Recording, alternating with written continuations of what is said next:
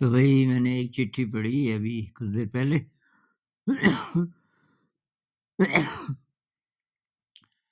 एक बहुत इंटरेस्टिंग बहुत महत्वपूर्ण सवाल पूछा है उन्होंने, एक भाई साहब ने। वो कह रहे हैं प्रकृति हमें जन्म से लेकर मृत्यु तक पालती है, पोषण करती है और सँभाल के रखती है, क्योंकि वह विशुद्ध परम चेतना हमारे अंदर संभावनाएँ ढूँढती है कि हम भी कभी न कभी उस योग्य होंगे कि हम उस परम चेतना में विलीन हो सकें। तो फिर ऐसा क्यों होता है कि कोई व्यक्ति समय से पहले ही मृत्यु को प्राप्त हो जाता है? मतलब बचपन में ही या जवानी में ही, और कोई अपना पूरा जीवन जीकर बूढ़ा होकर मृत्यु को प्राप्त होता है। क्या प्रकृति भी व्यक्ति-व्यक्ति में भेदभाव करती है? या प्रकृति सभी को ठीक ढंग से सँभालने में योग्य नहीं है? प्रकृति से भी गलतियाँ होती हैं, ऐसा होगा क्या?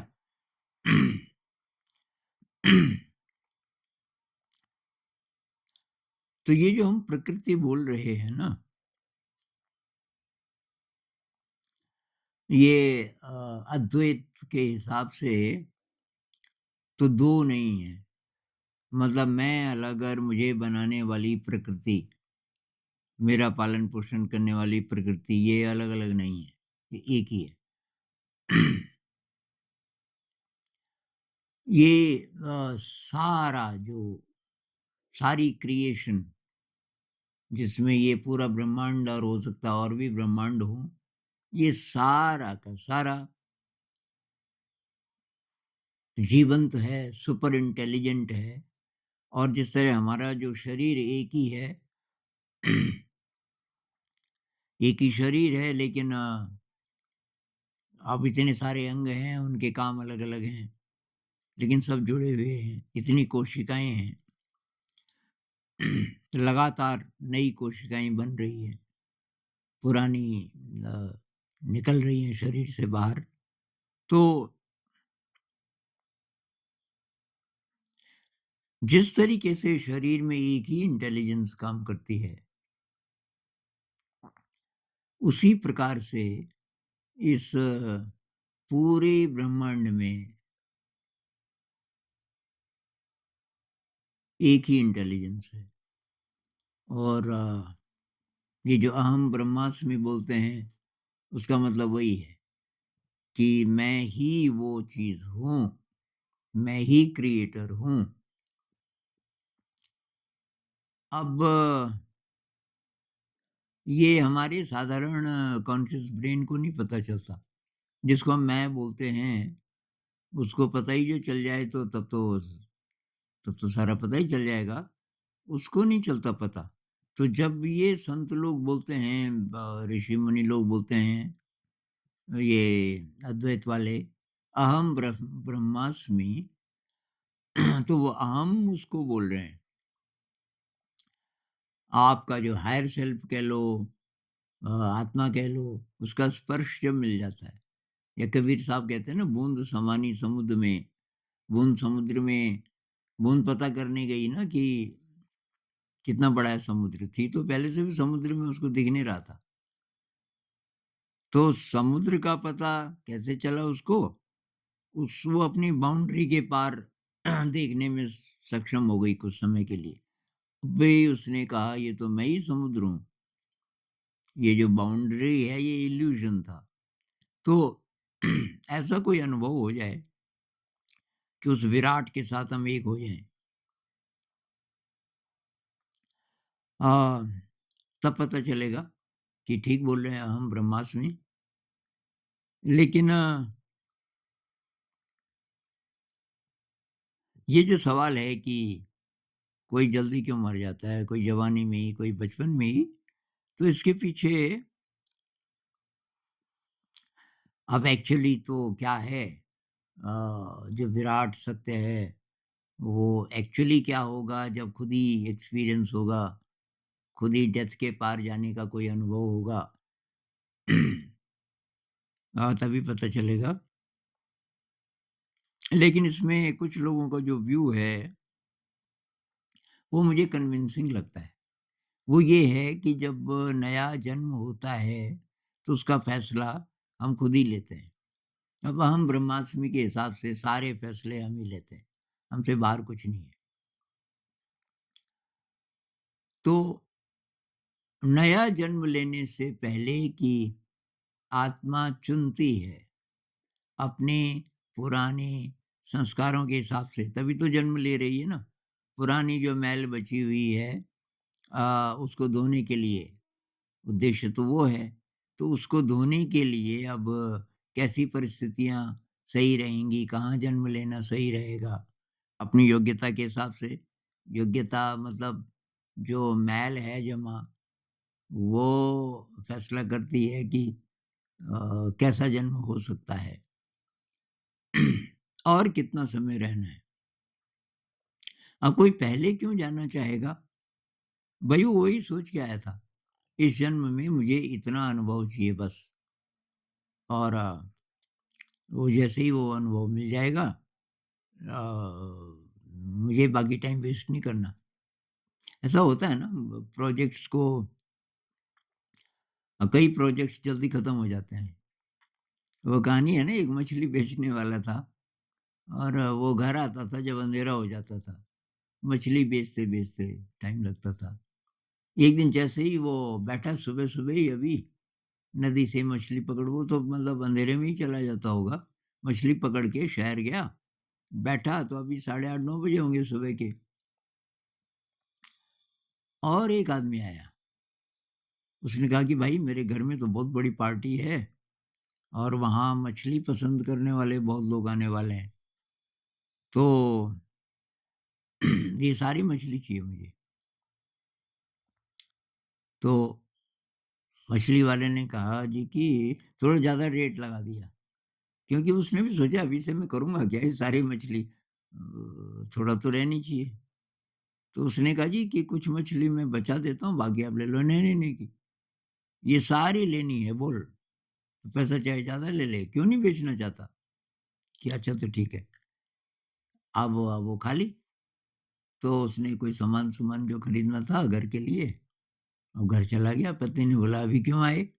"अरे यार, आज की पहली बार हुआ ऐसा कि सारी मछली एक ही आदमी ने खरीद ली।" अब उसका उद्देश्य था मछली बेचना, उद्देश्य पूरा हो गया। तो कहते हैं कि जो बचपन में ही चले जाते हैं, उनको उतना ही चाहिए था एक्सपीरियंस, उस आत्मा को जो एक्सपीरियंस उसको हुआ, उसको उतना ही चाहिए था। अच्छा ऐसा भी कहते हैं कि एक्सपीरियंस लेने के लिए कभी-कभी कोई आत्माएँ मनुष्य की बजाय ये जानवर बनना पसंद करती हैं।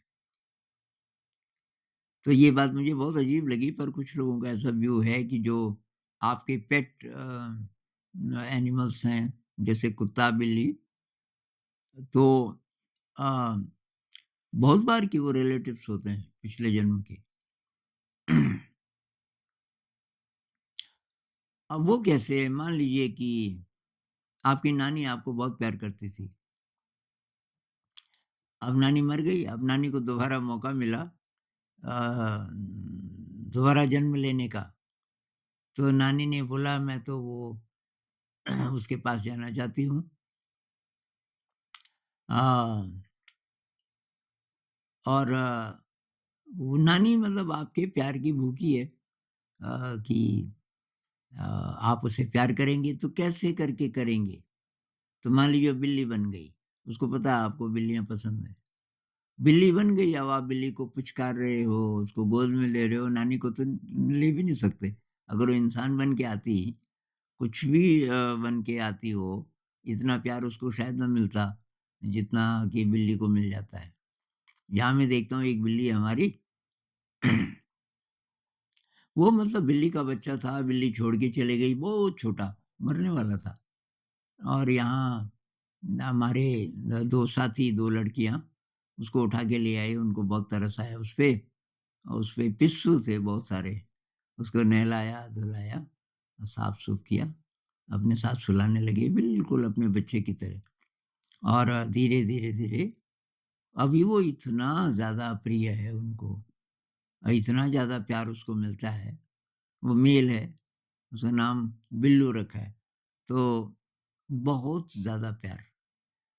तो मान लीजिए कि वो इंसान बन के आ जाता या आ जाती, तो इतना प्यार तो नहीं मिलता ना, फिज़िकली इतने क्लोज़, खुलेआम हम जानवरों के ही साथ हो पाते हैं। ख़ासकर ये बिल्ली हो, कुत्ता हो। तो ख़ैर हम बातें कर रहे थे कि कितनी देर रहना है इस धरती पे और क्या अनुभव लेना है। तो कि अनुभव अगर बचपन में ही ले लिया पूरा, तो बचपन में ही चले जाते हैं कि भई अब दूसरा मौका। यहाँ जितना सीखना था, हम सीख गए। और वैसे ही कोई-कोई थोड़ा और टाइम तो जवानी में चले जाते हैं। तो जिसको अकाल मृत्यु कहते हैं ना, तो कहते हैं वो अकाल मृत्यु नहीं है, वो पहले से प्लान है। और ऐसा नहीं हो सकता कि प्रकृति भी कभी-कभी गलती करती है, वो प्रकृति चाहे हमारे ही अंदर है लेकिन वो गलती नहीं करती। उस सिचुएशन में वैसा ही होना बेस्ट है। तो मुझे ये दृष्टिकोण बहुत अच्छा लगता है क्योंकि इससे तब हम ये भी एक्सप्लेन कर सकते हैं कि ये फ़र्क क्यों होता है। कोई बहुत ज़्यादा रईस है, कोई बहुत गरीब है। जो गरीब है उसने खुद चुना क्या? इस व्यू के अनुसार खुद ही चुना। खुद क्यों चुनेगी कोई आत्मा ऐसे अभाव में रहना? तो हो सकता है इसलिए कि भाई अभी-अभी जो जन्म आपने गुज़ारा, आप बहुत बड़े सेठ से, बिलियनेयर से, आपका प्राइवेट एरोप्लेन था, एक आइलैंड था प्रशांत महासागर में पूरा का पूरा, मान लीजिए richest one of the richest persons इस दुनिया में ऐसे थे। लेकिन अब पता चल रहा है जब आप शुद्ध आत्मा रह गए कि भाई बहुत ज़्यादा मैल ही बनाया इस ज़िंदगी में। जो अभी-अभी गुज़री, साधना तो की ही नहीं, मैल धोई ही नहीं, जिसके लिए मैं पैदा हुआ था। मैं तो भटक गया। ये पैसे के चक्कर में, इसमें, उसमें, इंद्रिय जगत में भटकता रहा पूरी ज़िंदगी और असली काम किया ही नहीं। तो असली काम नहीं किया, अब कैसे याद रहेगा? तो पहली बात डिस्ट्रैक्शन नहीं होना चाहिए। मैं डिस्ट्रैक्ट हुआ पैसे के कारण। साधन बहुत ज़्यादा आ गए। इस जन्म में मुझे कम से कम साधन चाहिए। साधन ज़रा-सा छोटा-सा भी साधन जुटाने के लिए मेहनत करनी पड़े, ऐसी ज़िंदगी चाहिए। तो इसलिए कि वो गरीबी को चुनता है। उसी प्रकार से कि कोई विकलांग क्यों होना चाहेगा, कि कोई अंग नहीं है ठीक से वगैरह-वगैरह। तो उसको भी वही अनुभव चाहिए। किसी कारण से उस आत्मा को कि सारे अनुभव चाहिए। सारे आत्मा को कह लो या हमारा एस्ट्रल बॉडी जो कि हमारी मैल को लेके ट्रैवल करता है वो कह लो। अब वो किस रूप में हम निकलते हैं शरीर से बाहर, हमारा जो प्राण है और कैसे पुनर्जन्म होता है मिस्ट्री है। अब ये तो बहुत मुश्किल है। ये सही रूप से कोई बता नहीं सकता। पर ऐसा मानते हैं कि जो मैल है, किस-किस प्रकार का मैल है, उसके हिसाब से तब हम ये नया जन्म लेते हैं। मतलब क्या काम करना है ना, उसको कैसे हम भूल जाते हैं। क्या करने के लिए आए थे, बहुत आसानी से भूल जाते हैं। अभी कल ही एक बातचीत हो रही थी। किसी ने बोला कि पैसा होगा तो अच्छा ही तो होगा। पैसे ज़्यादा आएँगे तो हम ये कर सकते हैं, वो कर सकते हैं, वो कर सकते हैं। तो वही मैं बोल रहा था कि बस वो जो ये कर सकते हैं, वो कर सकते हैं के चक्कर में भटकते ही रहोगे आप तो बार ही बार। वो समय कब आएगा जब आप बोलोगे कि बाहर के जगत में जो भोगना था भोग लिया, जो घूमना था घूम लिया। अब मुझे साधना करनी है। जो मतलब समृद्ध लोग हैं, ऐसा टाइम आता है। ये कोई अब्राहम मैस्लो है मेरे ख़्याल से, जो बोलते हैं कि पहले आदमी धन-दौलत जुटाता है, उसके बाद वो रिस्पेक्ट वग़ैरह प्रेम वग़ैरह अच्छा रिलेशनशिप, उसके बाद वो आध्यात्म में जाता है। भई ऐसा होना होता, तो ये जितने पैसे वाले लोग हैं, वो तो सीधे अब आध्यात्म में जा सकते थे, वो क्यों नहीं जाते? ये बात सही नहीं है। तो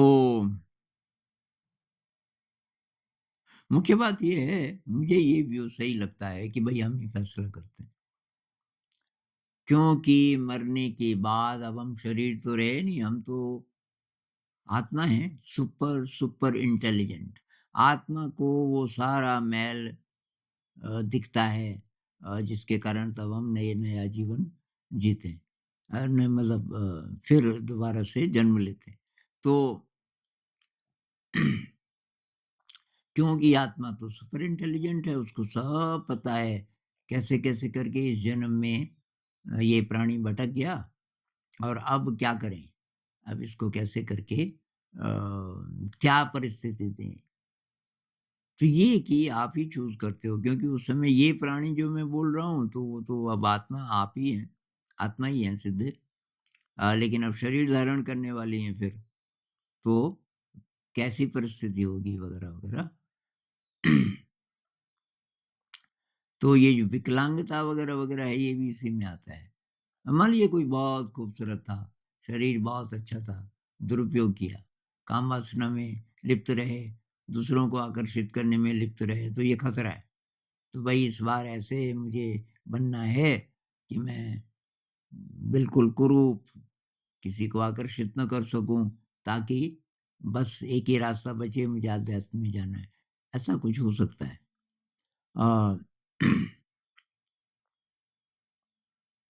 खैर इस सब के बीच हमारे लिए मैसेज ये है कि भई हम ज़िंदा हैं, जब तक ज़िंदा हैं ये एक ही काम है बस, ये आध्यात्म में आगे बढ़ते रहना है।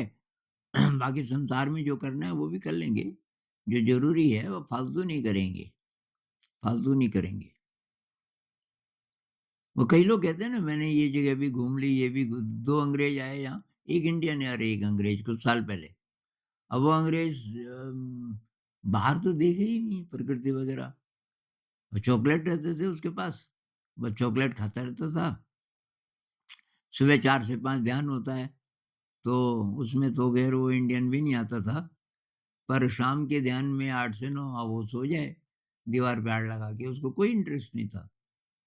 स्कूल में भी वैसे ही, असेंबली में हमने कभी असेंबली तो जाए ही नहीं टाइम पे, और जाए भी तो उसको देखने से लगता था ये इंटरेस्टेड नहीं है। 4-5 दिन रहे कि ये हिमालय भी देख के आ गए। अब कहाँ जाना है कि अब हमें कहाँ सिंगापुर या कहीं जाने वाले थे। अब मैंने कहा ऐसे ही तो सारा ये वहम लेके कि मैं वहाँ भी गया, वहाँ भी गया। जब गए तो कम से कम देखो तो सही। तो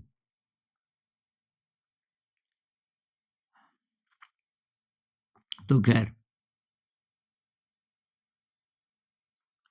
तो कुल मिलाकर के ये कि हम खुद ही तय करते हैं। ये व्यू मुझे बहुत अच्छा लगता है। तो जो दुःख आया जीवन में, तो ये हमारे ही कारण आया। ये जो बुद्धिज़्म में, हिंदुइज़्म में कहते हैं ना, जो हमने अकुशल कर्म किए होंगे, उसका ये रिज़ल्ट है। कुछ पिछले जन्म का होगा, कुछ इस जन्म का होगा और मैल धोने के लिए आए। तो इसलिए दुःख आया तो अच्छी बात है, रिएक्ट मत करो और सुख आया तो वेरी अलर्ट, सुख डेंजरस हो सकता है। सुख आया तो ध्यान के लिए ही उपयोग करो, मैक्सिमम क्योंकि सुख है, कोई प्रॉब्लम नहीं है, तो अब तो ध्यान कर ही सकते हो ना अब, थोड़ा ज़्यादा। इस पे फिर और बात करेंगे। नमस्कार।